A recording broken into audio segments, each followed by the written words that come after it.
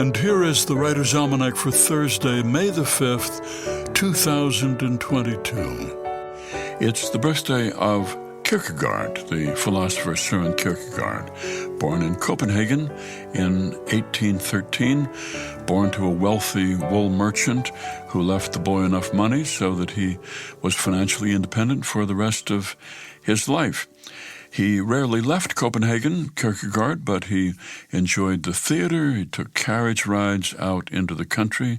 He was a sociable man, widely considered now the father of existential philosophy.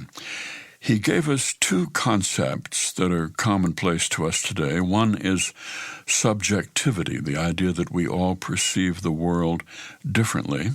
And the other is the leap of faith, that faith is not possible without doubt. One must doubt the existence of God to have faith in the existence of God, make a leap from one to the other, that belief without doubt is simply credulity.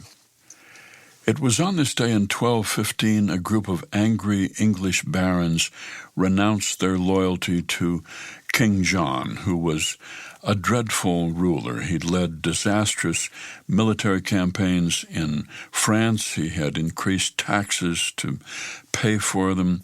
He had a reputation for violent rage. He was rumored to have raped the daughters and wives of some of his noblemen. And so a group of about 40 barons formally broke their oath of loyalty to the king, and the king agreed to negotiate with them.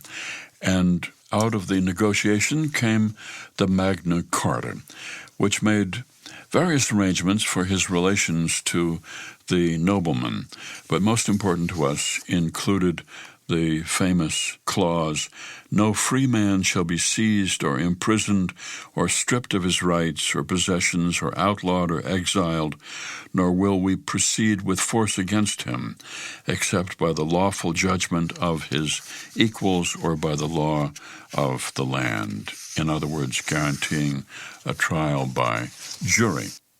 It's the birthday of the crusading journalist Nellie Bly, born Elizabeth Jane Cochran in Armstrong County, Pennsylvania, 1864. Nellie Bly was her pen name.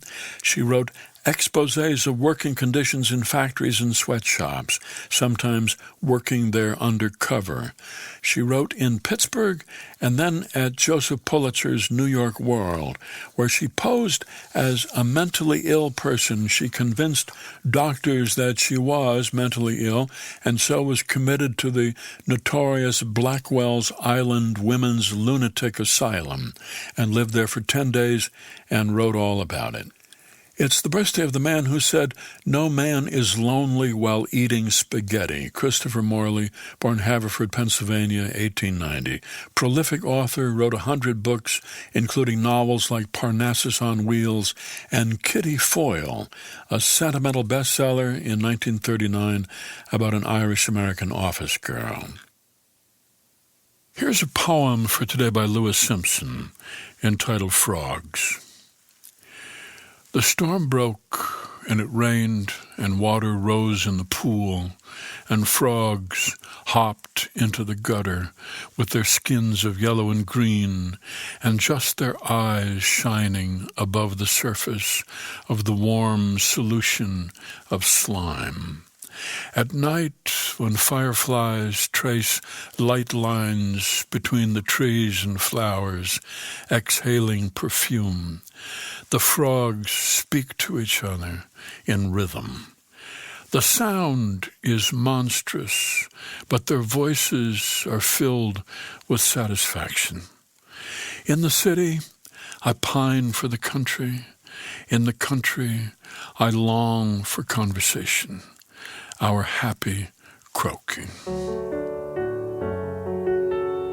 Frogs, a poem by Lewis Simpson from The Owner of the House, published by Boa Editions Limited, and used by permission here on the Writer's Almanac.